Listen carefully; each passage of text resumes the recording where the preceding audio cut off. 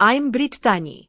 I'm standing in the middle of my mother's living room, a heavy black binder in my hand, and the air is thick with tension. My family, my mother, Vivian, my sister, Lily, and my brother, Ethan, are all staring at me, their expressions a mix of shock and disbelief. The room is silent, except for the ticking of the clock on the wall, and I can feel the weight of their gazes on me. It all started on a fateful Tuesday night. I was sitting in my office in downtown Miami, buried in work as usual. I had a high-paying job as a financial analyst, but my personal life was a mess. I lived in a small apartment while my family enjoyed a luxurious lifestyle, all thanks to my constant financial support. My phone rang, and the screen lit up with Lily's photo. A late night call from her usually meant trouble. I answered, expecting to hear about another crisis, a flat tire, a medical bill, or a rent problem. But instead, I heard the sound of a celebration in the background. Jazz music, the clinking of glasses, and laughter. Then, I heard Lily's voice, full of mockery. Ethan, we don't have to pay for this. Brittany is probably at the office, slaving away so we can be comfortable. My heart stopped. I couldn't believe what I was hearing. Ethan laughed and said, I told her my laptop was broken. It's fine, but I wanted the new one. She transferred the money right away. Vivian joined in, her voice cold. Let her work. What else does she have? No husband, no kids. She might as well use her money to take care of us.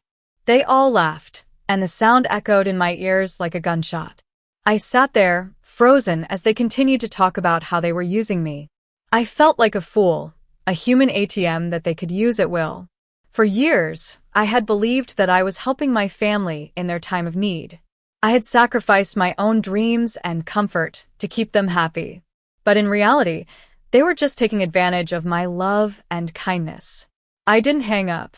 Instead, I opened a document on my computer and started typing down every word they said.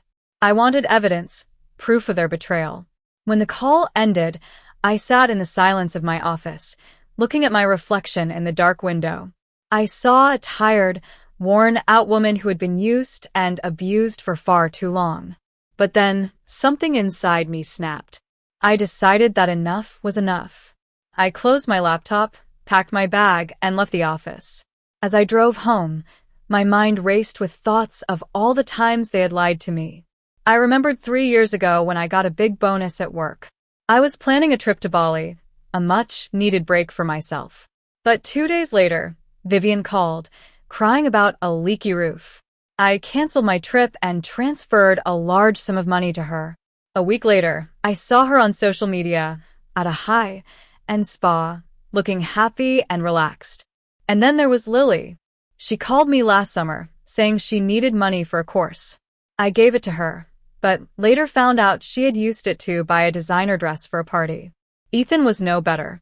He claimed to be unemployed and in need of rent money, but I found out he had bought a new gaming console. Over the next few days, I started auditing my finances. I went through my credit card statements, text messages, and social media posts. I found out that they had been using me not only for big emergencies but also for small, recurring expenses. They had set up subscriptions in my name, and I had been paying for them without even knowing. I also found an email from my bank about a suspicious login attempt. It was from Vivian's address. They had not only asked for money, but also tried to steal it when I said no. I worked day and night to gather evidence. By the end of the week, I had a detailed dossier on their financial manipulations. I knew I had to confront them, but I needed a plan. I talked to my friend, Ava, a tough-minded risk manager at my company. She had gone through a similar situation with her family and advised me to go to a family dinner and let them ask for money one last time. She said it would give me the final piece of evidence I needed. So I went to the family dinner on Sunday.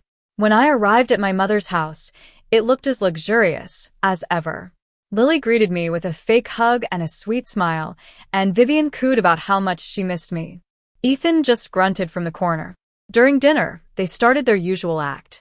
Lily complained about the high cost of her online courses. Ethan said his job was cutting his hours, and Vivian talked about the rising utility bills. They were hinting for me to give them money, as they always did. I pretended to be sympathetic, but I had other plans. I excused myself to go to the bathroom and found a stack of mail on the console table. I quickly flipped through it and found a credit card statement. They had bought a new TV and a couch on credit, but they were telling me they were in financial trouble. I walked back to the dining room, my phone in my pocket, ready to record. I sat down and let them continue their lies. When they asked for money, I said I would check my accounts. Vivian tried to trip me, saying I was ungrateful and that I was betraying the family. But I was done listening to her. I took out my binder and placed it on the table. "This is an audit," I said calmly. "It shows every single cent I've given you over the past 4 years and all the lies you've told me."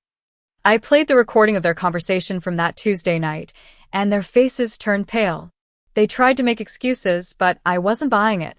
I showed them the evidence of their luxury purchases and the false emergencies. I told them that as of midnight, my name would be removed from all the accounts associated with their house. Vivian screamed at me, saying I was heartless and that I would regret this. Lily begged me not to cut them off, and Ethan called me a selfish bitch. But I stood my ground. I took out the key to the house and placed it on the table. "I'm changing my number," I said. "If you have a real emergency, email me with a doctor's note. Otherwise, don't contact me." I walked out of the house, leaving them behind. As I drove away, I felt a sense of relief. For the first time in years, I was free from their manipulation. I was finally taking control of my life, and I knew I would never let them use me again.